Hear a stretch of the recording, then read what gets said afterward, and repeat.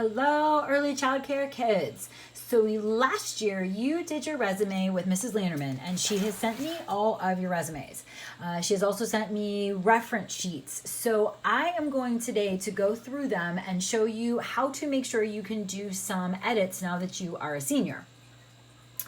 This resume is what you will be using to get jobs. Some of you may have already used it. So hopefully this will help you get it ready to go. Let's start up at the very top with your name. Obviously, make sure that it is spelled correctly. Double check that you have a capital in your first name, a capital in your middle initial, and then a capital last name. You laugh because you think, who wouldn't? Let me tell you, I've been grading these a long time. You'd be surprised. The period that goes after your middle initial also needs to be there. Moving down here, look at your address. Double check that it is the address where you currently live. You will not abbreviate anything like street, boulevard, road, anything like that. So you'll have your street name, capitalize it correctly, capitalize your city, comma, space, state, and zip code. So city, comma, state, capitalize both, zip code. Over here on the other side, if you happen to have an address that goes to 3 lines, watch my cursor, watch my cursor, watch my cursor. See how it just changed? Pull that invisible line over. You'll see like a little box sometimes, and that will get you back onto 2 lines. This whole thing was built on a big invisible table. So sometimes we have to move the lines. Moving over here, your phone number, the parentheses are around the area code. And then you have your, whatever your digits are, separated by a hyphen. Down here, your email address. This cannot be your school address now. It has to be a professional email address. Maybe you open up a new Gmail or a Yahoo, doesn't matter, whatever you'd like to use. But it has to be a professional sounding email address, not your school address. Objective, it should say to secure a position in the field of early childhood education or related work. Now guys, if you want to use this resume before you graduate and you want to use it for something not childcare related, let me know, because I can help you make a copy of it and update it to what you need. Because let's face it, if you go for a retail job, they don't care about this childcare stuff, but I can help you get it ready. You just have to leave this copy the way it is because this is for graduation. Moving under education, your education section, your first section will be you coming here. So your lab will be highlighted for you and our school address will be set. Over here are the dates that you came to our school. Under here are your freshman and sophomore dates that you went to your home school. This is the school where you will get your diploma. So if you have transferred, make sure you update it. Under here is the city, comma, state, zip of your homeschool. Make sure you capitalize the name of your homeschool. If you did not go to your homeschool for 2 years, just double check that your dates are correct. Down here under experience, you have the room for probably 2, maybe 3 jobs. Most of you probably only have 2 though. You have what you are on the first line. It is in bolds. Toddler assistant teacher, crew member if you work fast food.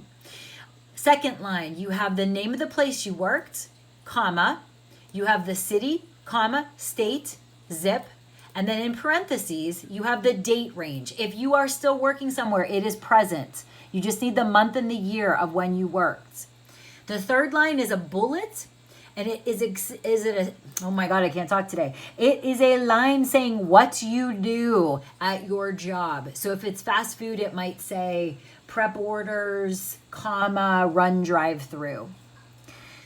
Your second job is set up exactly the same. Just make sure everything is lined up. You have a space in between both jobs. Crew member is going to be bold. Here's the place. Here's the city and states, all separated by commas. Zip, and then the date range.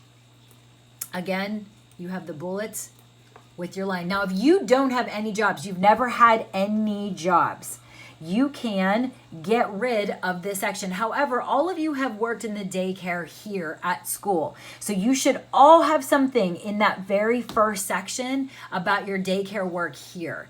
I don't know what the title is on this one. That would be something that we would have to ask Miss P, but you probably know. It might just be daycare assistant. I'm not entirely sure. But you all have at least that experience in the daycare world, so that will look good for you. Moving down to honors and activities, you'll see bulleted lists. Everything you have done, capitalize all the important words. So completed CDA resource file, participation in FCCLA regional rally, whatever you have, you'll list what you've done, then you have a dash, and then you have the years you've done it, however many years you've done it. Capitalize the important words. Don't capitalize things like in. If it's like a 2-letter word, in, of, to, don't worry about that, but capitalize all the other words. If you don't have any that you have done, get rid of that whole section. But my guess is you've all had at least 1 or 2 activities or honors. At the bottom of your resume is a skill section. Please do not touch it. Please, please, please do not touch any of this. This is something that is set up for you by your lab teacher. She will go through this for you at the end of the year before you graduate. If you have not had experience in this yet, you will by the end of the year. So don't touch the skill section. Not at all. Don't touch it. Don't touch it. Down here under personal, you're going to write your 2 or 3 sentences describing why you would make a good employee. And your reference line available upon request. I'm going to tell you something. If you go on to 2 pages, get rid of that reference as available upon request. It's not the most important thing. The personal section, please double check that everything is spelled correctly, that you have punctuation at the end of your sentence. Now let's jump over, please stick with me through to your reference list. Your reference list is going to look like this. Now your reference list, up here is all of your information, your name, your address, your phone number, and your email, all of which should match what you have on the top of your resume. Down here are 3 separate people who would say nice things about you, possibly lab teachers, coaches, bosses, other teachers. If you've never worked, you've got to go with what you know, and that's mostly teachers. You're going to have their name. Where's my cursor? You have their name. The name, their title, the place they worked, the street address of the place they worked. Keep in mind, no abbreviations, road, avenue, anything like that, which, by the way, don't forget that roads, avenues, streets will never be abbreviated. Comma in between city and state, capitalized city, state, phone number of the person, and the email of the person if they give it to you. They may not give it to you. You're going to have 3 names all set up exactly the same. So remember, if you need to use these before you graduate, please come see me. I will help you. We'll make copies. My dog is barking, so I'm going to go let her in because otherwise she will keep barking. But please let me know if you have any questions. If you need to rewatch any of the video, help yourself, and I will talk to you soon. Bye-bye.